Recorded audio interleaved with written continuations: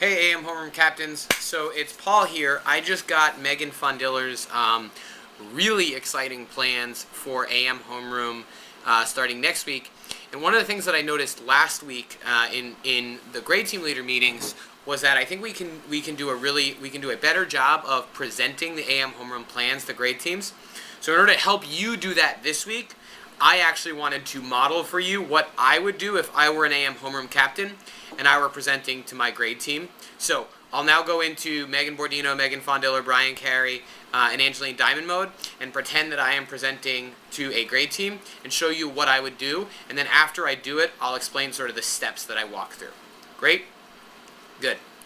Okay, guys, jumping into AM Homeroom for next week, Megan Fondiller put together a killer plan for AM Homeroom next week, and the headline and big picture thought that we're trying to get across to kids next week in AM Homeroom is that we all have a role in teaching others things in this world, and that we can have a tremendous impact on teaching others.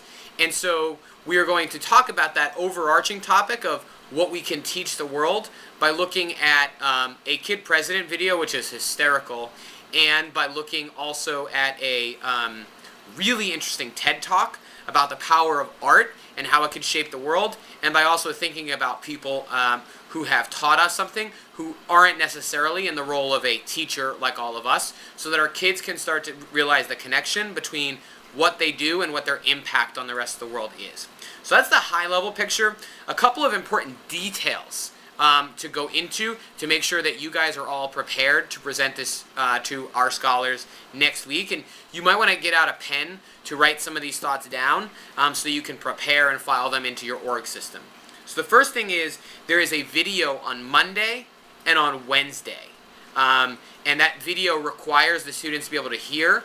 So what you'll want to make sure that you do is two things. One, make sure that you have speakers set up in your classrooms before the start of AM Homeroom on Monday and Wednesday. And the second thing is the video on Wednesday needs to be queued up to a certain point, which is 5 minutes and 27 seconds in. So you'll want to queue that video up beforehand so you don't have any downtime as you're trying to find that spot while the kids are waiting for the video to start.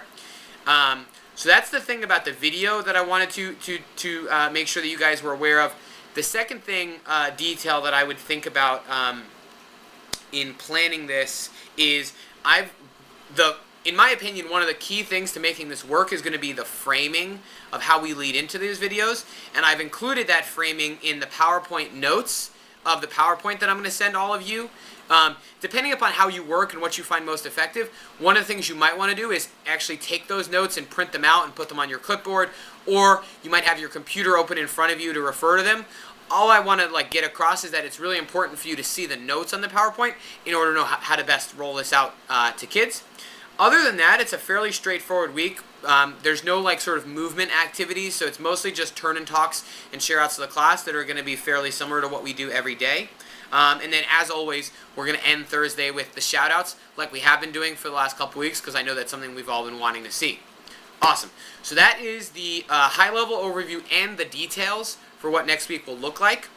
I'll now open it up to you guys to give me feedback so that I can then transmit that to the other AM Homeroom captains of what you see going well in AM Homeroom and what you see that we can improve so that we can continue to make this time really impactful for our kids. Great. So let's hear from a couple people. What are some feedback things that you have? And I'll give you 30 seconds to think, and then you can share out, and then we'll end.